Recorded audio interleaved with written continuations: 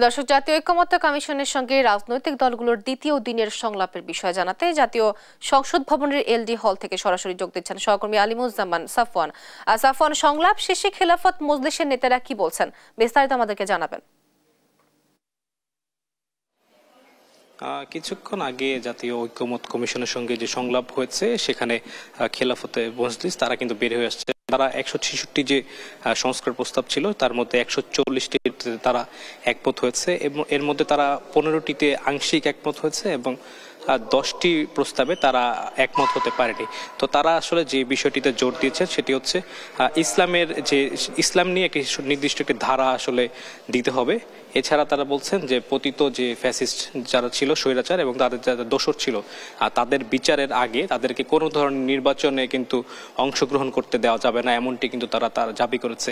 এছাড়া তারা বলছে যে তারা যেসব বিষয়ে আংশিক একমত হয়েছেন এবং যেসব বিষয়ে তারা একমত হতে পারেনি সেই সব বিষয়গুলো তো তারা পরবর্তীতে আলোচনা করতে পারেন এবং যখন আসলে সবাইকে নিয়ে আলোচনাটা করা হবে তখন কিন্তু যদি সবাই এই বিষয়ে একমত হয় তখন কিন্তু তারা একমত হবেন, এমনটি কিন্তু তারা বলছেন। তো এর আগে আসলে 5টি যে কমিশন ছিল তারা কিন্তু তাদের রিপোর্ট জমা দেয় এবং সেখানে 166টি আসলে সংস্কার প্রস্তাব তারা সেটি করেছিল এবং সেটি নিয়ে আসলে পর্যায়ক্রমে ধাপে ধাপে প্রত্যেকটি রাজনৈতিক দলের সাথে আসলে বসবে এবং আজকে কিন্তু দ্বিতীয় দিন চলছে এবং কিছুক্ষণ আগে খেলাফত মজলিস তারা কিন্তু তাদের সংলাপ শেষে বেরিয়ে গেছেন এবং এখন বর্তমানে ভেতরে কিন্তু লেবার পার্টি অবস্থান করছেন এবং তারা যেটি বলছেন যে তারা দ্বিকক্ষ বিশিষ্ট সংসদ চান এবং প্রধানমন্ত্রীর বিষয়টি যে তারা চান যে দুবারের বেশি কেউ প্রধানমন্ত্রী হতে পারবে না, এমনটি প্রাথমিকভাবে তারা ভেতরে সংলাপের আগে সংবাদ মাধ্যমে আসলে জানিয়েছেন। তবে সর্বশেষ তারা আসলে কটি প্রস্তাবে একমত হয় বা দ্বিমত হয় সেটি কিন্তু তারা আসলে বেরিয়ে আসার পরে আমরা জানতে পারবো। তো আমরা এই মুহূর্তে সংসদ ভবনের এলডি হলে রয়েছি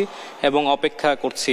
আজকে 2টি রাজনৈতিক দলের সাথে ঐকমত্য কমিশনের সংলাপ হওয়ার কথা রয়েছে, ইতিমধ্যে কিন্তু একটি শেষ হয়েছে এবং আরেকটি সংলাপ ভেতরে কিন্তু চলছে। তো আমার কাছে এই ছিল সংসদ ভবনের এলডি হল থেকে সর্বশেষ খবর। তোয়া, আপনাকে ধন্যবাদ।